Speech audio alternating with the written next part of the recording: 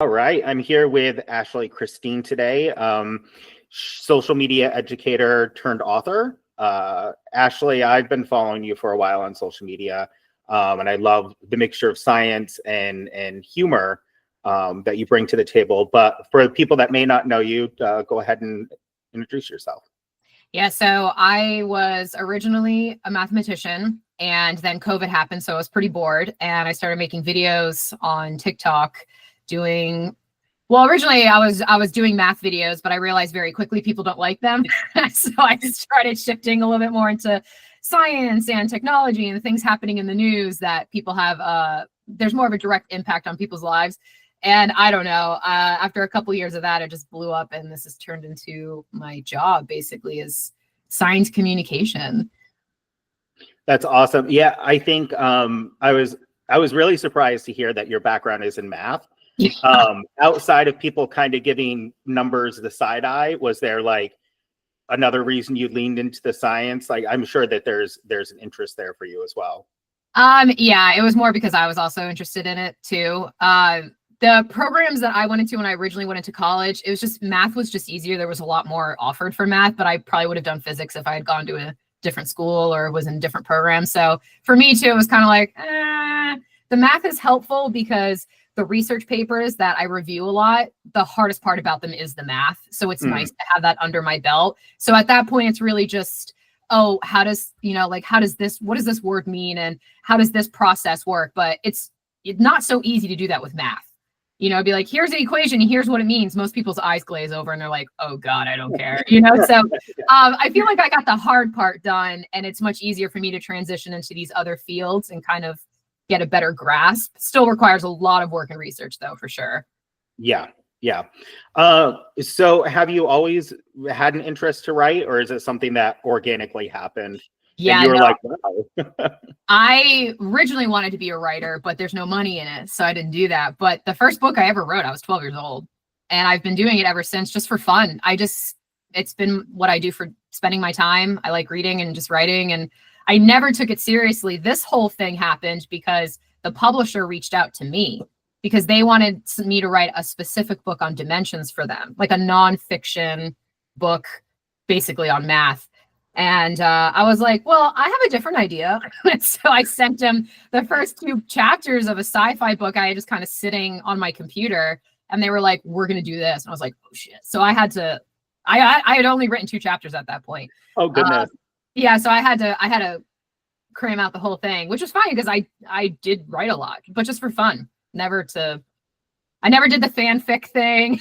I never like put anything anywhere. I always just kept it on my computer as kind of a way to not watch television. The funny thing is when I was younger, I never liked reading or writing. I started reading in like the 7th grade, and then I started writing, and we didn't have a name for it at the time, but it really was fan fiction of what I was reading. Yeah. And, now that I got older, I'm like, oh, wow, I used to write fanfic. Yeah. It does super well. I mean, 50 Shades of Grey, that's how she became successful, is like fanfic from Twilight, right? I think that's. Yeah, I think it was Twilight. Yeah. It's really bizarre. Very good for her. So for everybody watching and kind of my own curiosity, what genre do you enjoy reading? Like, I'm assuming sci-fi, but is there any like everything left-wing thing that may surprise us? It really is everything except, funny enough, romance novels. I really don't like those because they're never written well, in my opinion, because the plot is missing. It's just 2 people banging, which if that's what you're into, that's fine. But I got tricked into one of those books once, and I was like, never again. I was like, whoa, what is going on? It was not my thing. And even this book, actually, I originally wrote it without any romantic line at all. And I was given a lot of feedback from various sources being like, even Lord of the Rings had a romantic line. Like it can be a B plot, but it has to be in there. And I was like, all right. So I like made some changes, and now I'm like, yeah, this is a better story now. Like it's just like a fuller story, and it makes the characters more interesting. I was like, all right. But generally that's the only genre I stay away from. Romance is so hard for me, to write. So I kind of applaud you there. Yeah, it's tough. So what kind of books or media have you drawn inspiration from, or does that not really inspire you? No, I don't think you can't not be influenced by Yep. media at this point in society, right? I would say that the thing that had the biggest influence on me by far was The Expanse. I mean, by far for this story too, because I mean, I'd read a lot of like YA sci-fi, and it's mostly about character development and just adventure and stuff. The Expanse was the most thorough, well-researched, I think because one of the guys has a degree in mechanical engineering. It was just written so well, not just technically, but also the characters are so interesting and everything makes sense. You know, when you read a story and sometimes somebody does something, you're like, that doesn't make sense. Yeah. Yeah. Everything in that story just checks. They did such a great job. And I was like, oh, I can't write on that level. That's way above my pay grade. But it's definitely probably the biggest influence that I've ever had in the whole of sci-fi storytelling, not just writing a book, but even if I was making a television show, I think that would be like the biggest influence. Have you checked out the new books that they write? I think it's The Live Suit. I read the short story and I'm like, oh, this is interesting. I hadn't read short stories. Well, I think the Live Suit was a novella. Okay. I thought you were talking about, because I know they just came out with one. I bought it. It's on my bookshelf and I haven't read it yet. It's like Gods of oh my God, I forgot what it's called. Yeah, I think the Live Suit is like a novella to lead into it. So it's got a really crazy premise. So sorry, one of my dogs I'm talking, so he wants to be in my lap. Oh, you should do it then. So why don't you share a quick synopsis with us of the book? Yeah, so the story starts with the main character who thinks that she's living a very normal life in northern New Hampshire, which is, of course, a hometown plug because that's where I'm from. Right, what you know. And then she wakes up to find out that all of this, like you and me in our lives, are a simulation because it's 1,000 years into the future and humanity needs the brain power. There aren't as many people. The resources are low because Earth has been destroyed. So they use humanity as problem-solving tools. They put them in certain situations and see what they can solve mathematically, technologically, scientifically. There's even art and music aspects of it. And the people are called Iron Dreamers. So the people inside the simulation. And then you have regular people who are not in the simulation, can't get hooked up. I know a lot of people probably think it's going to be like The Matrix, but The Matrix was man versus machine. And my story is more man versus self, because the simulation is not nefarious. It really was just, we don't have the resources for 700,000 people to be walking around in space with limited oxygen and food. Humans consume less when they're stationary, like in a pod.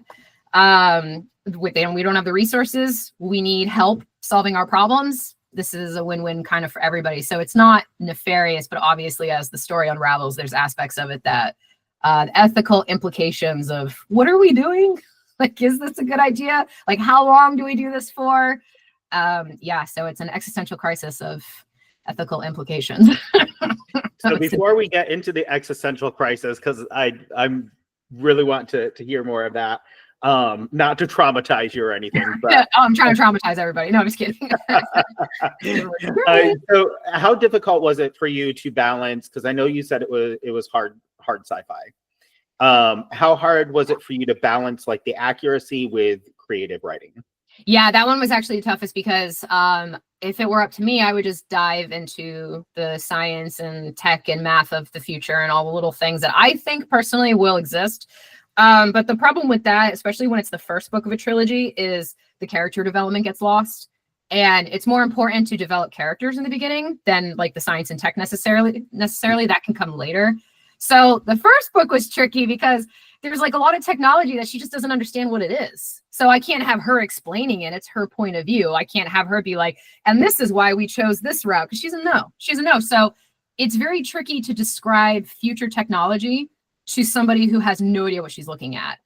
That was the hardest part. Like, how do I use words that this person will know, but also not know how it's happening or where it comes from? She misuses words a lot because most people do, right? Yep. So it's really interesting to have other characters have to correct her every now and then, but in the real world, how often would somebody correct you? Like, do they care? Yeah. Like, that was probably the toughest part, is making it as realistic as I possibly could, with her questions being answered, her understanding what's going on, and the technology still being pretty friggin' cool. Like nanotechnology is a big thing in there, and I think most people understand that, so that one wasn't hard, but everything else, oof. I think it's exciting when you're coming at it from that, because it may be a little bit more difficult to write that character, but you're able to use that character to explain stuff without making it seem like sloppy writing. Like Right. she legitimately doesn't know, so she would have to have these things explained to her, and then that helps the reader. So that's actually kind of genius to set it up like that. Yeah, it was really, like, there's one point where she's walking through the station and the gravity is less because I'm using centrifugal systems. She doesn't know what the hell that is, right? So she thinks that they're swinging around something, like they're in a plane. Like she doesn't, like it's really interesting to try to describe accurately for the reader. I want the reader to know where she is, but she can't know where she is. And that was the toughest part, I think, having to, if it was a movie, it would be so much easier. But when it's a book, you're like, how do I balance this tight-wise? There's no sound for the viewer. There's no like visual cues. Like you have to give them every piece that they need. So it was tough. Yeah, it was fun. So the existential dread, what came first for you? The existential dread from the premise, or the idea of the story? Existential dread for sure. Because I forget what it was. I think it was, I had just started grad school, and for some reason we were talking about the simulation theory, because the theory is that if we were in one, if this was a simulation, the only way to really find it would be mathematical means. Like that would be probably the easiest way. And one of the greatest examples, one of the more popular ones, I should say, is pi is a constant, right? The numbers go out forever. It has its own sequence.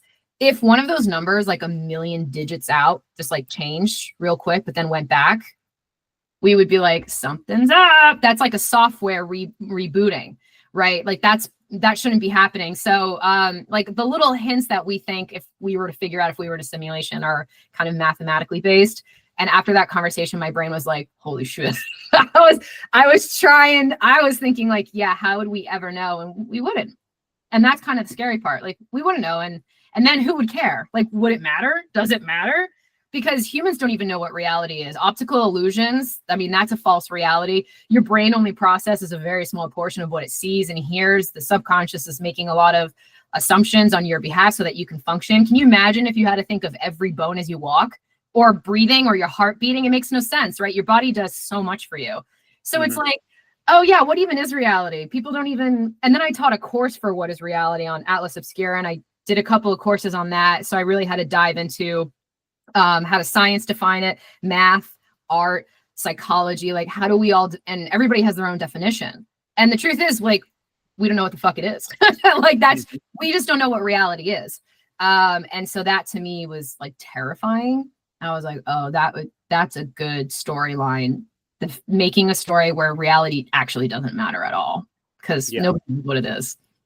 Yeah, it is like really mind-bendy to think about all of the different aspects of it. Like I'm not as technically minded, but some of the stuff that I hear, I'm like, am I hearing that right? Like, is this really what you're telling me? Yeah. So I'm glad that you brought up simulation theory, because that's something that, simulation theory and the multiverse theory has always been like a couple like rattling in my head. And I think that they're so interesting. So what are your thoughts? Like, do you think we are? Do you think there's a possibility that we could do a simulation? There's no way to know. The multiverse would be completely different. That would be a very different aspect of it. But the simulation, I mean, yeah, we wouldn't know, right? So that's kind of the scary part. And honestly, nobody even really thought about it seriously until the last 20 or 30 years, between Nick Bostrom's paper, The Matrix, like our technology becoming so advanced, of us going, oh, we're falling for it already. Like a VR headset. If you put that on and you see the ground open up, you'll fall forward, even though you're fine. You're in your room or whatever, right? So we're starting to realize like, oh, it's pretty easy. It's actually pretty easy to trick the human mind. So it wouldn't be that hard. So now people are like, oh boy, like as we develop the technology, like we could put people in a simulation their whole lives and they probably won't know. So who's to say someone didn't do it to us already? Yeah, so I find that terrifying. So outside of pie, what are some things that you think, would make you scratch your head and be like, okay, maybe? Like, are there any other types of things that you can think of? I know people have talked about like the speed of light and not being able to break That's that. a big one. That's a big one. Yeah. If that, all the laws point to that being the maximum speed. And one of the questions is why that one? It seems kind of arbitrary. Like, why that number? Like, it's very, there's no smoothness to that. It just is. But if something were to go faster than the speed of light, that would be, I don't know if that would necessarily mean everybody thought it was a simulation, but it would be a question of like, well, that's bizarre. Like, how can it do that? And simulation would probably be in the back of some people's mind, like, well, it's not real. It would be a shortcut. But it is one of those questions that doesn't have an answer. Yeah, definitely fun to think about. I remember watching something from Neil deGrasse Tyson where he was talking about the simulation, and he's like, okay, so the way that I see it is like 50%, like, because we don't have it yet. Either we're the first to create it or we're the last in the line to create it. Yeah. So to the premise of your book, what do you think that it would take for a civilization, not necessarily take as far as infrastructure, but I guess the psychology behind it, to create this simulation to send people back? Like, what kind of person do you think would do that? Are they like mean, negative, or scared? Or I think it would depend on what set people up for that, because right now VR is happening because people want to escape, right? They want a little break. They want to play games. It's very casual. For my book, it's desperation. It's just straight up desperation, right? Because I have a whole thing about why AI is not creative, even in the future, not creative enough compared to the human mind. Because even mathematicians are creative, right? There has to be some sort of curiosity and creativity to push you to discover things. And that's the struggle they had for a long time. So they're like, we need brain power. We just need straight up OG human brain power. And simulations, they're not hard. They're not. I mean, they wouldn't be difficult to do, especially 1,000 years from now. They're not hard to do now. I mean, VR headsets are kind of everywhere. So it is a simpler solution that consumes less energy, because like a quantum computer, for example, AI sucks the grid dry. AI is a huge drain on the system, and human bodies, they drain the system too. But in my world, I have all that stuff recycled. So the water is recycled, the electricity in a sense is recycled, the food is recycled, like their bodies are even recycled. It's in a closed system. So if for them, it's like, it's not a lot of energy. It's a lot of reward for not a whole lot of risk. And it's pretty easy to trick people into this. So, and they get to live their lives. They don't know that life sucks, that like we're trapped in space and Earth is dead, like they don't know. They're having a great time. So everybody thinks everybody wins. And, as time goes on, you realize like, there's actually some messed up stuff going on here. So I'm still deciding how dark to take it, because you can take that real dark. But my target, because when you write a book, you have to create your target age. Right. And I was like, well, I wanted to do YA because you have more flexibility. Usually it's like more fun, I think. And I think even adults like YA, whereas teenagers don't like adult books a lot of the time. So I was like, well, so the target audience technically is 15 to 17. So I have to be kind of to pump the brakes on it a little bit. But I mean, in reality, there'd be some messed up stuff going on, I think. So I'm sure, because everybody has their own ulterior motives when it comes to stuff like that, and we see it in our everyday life too. I'm sure it could get really dark. Yeah, that's the question at this point. How far do we take this? Like, I mean, the Hunger Games, they were slaughtering each other as kids, so I'm like, well, I mean, I could probably get away with a bit, but we'll see. Yeah. All right, so just like one more question for you before we get to the good details of like your release date and stuff like that. So I'm gonna let you take a breath if you need to, because this one plays on the existential dread. If you woke up tomorrow to find out that this was all a simulation, what kind of world would you want to wake up into? I mean, I think the one that probably everybody would want to see, which is humanity figured it out. Like global climate change has been solved, poverty has been solved, no world hunger. Like, I think that would be the scenario that everybody would look forward to as a kind of not literal utopia, because if you read Utopia, it's actually kind of a messed up system, but utopia in the general definition. But I don't know. That's a really tough one, because the idea of being able to design a world where you think it's perfect is not perfect for somebody. So I think for me to say, oh yeah, a society where everything worked out, it's not going to work out for everybody, right? So it's tough. I don't even think I'd want to decide, because I'd probably end up ruining somebody's life by making those decisions. So I don't know. I think I would just have to adapt to whatever I saw and just move forward. I don't think I want to be in charge. I'm one of the people that does not want to be king of this land. Hopefully you wouldn't wake up into a world that you're writing about, where everything is like some of the stuff in this book, I'm like, this would be cool, but then it's just like the idea of never being able to have an open sky. Oof. I bet that really hits your brain hard. Having to be like in a tight space all of the time. It makes me think of how the astronauts, whatever astronauts go to Mars, are going to cope, because that's a 3-year journey. And there's like an open sky on Mars, kind of, but the 3 to 6 months it takes to get there in a little box, and the sun is shining on you, so you can't even see the stars, really. I mean, that's like brutal. You're just in like a void. So we'll see how they cope.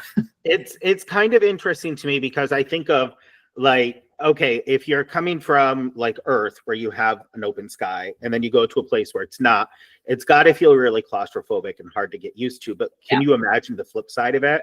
Like knowing that, and then suddenly you have this open sky, I don't know, it would almost feel like too much. Like maybe you get overstimulated because of everything. That's a scene in The Expanse too. They touched on that. I'm telling you, that series had such an impact on me. But one of the characters, Bobby, when she steps outside onto Earth for the first time, she has to learn how to walk. She has to learn how to hold her posture, because she's just overwhelmed by it's like disorienting. So I think it would be definitely better than the other way around, but it would still be the body would have to stabilize itself, because that's how your ears work, right? They're connected to your eyes to see. Like, that's why they say if you're getting motion sickness, like look out the window. So yeah, that would be crazy. I don't want that life.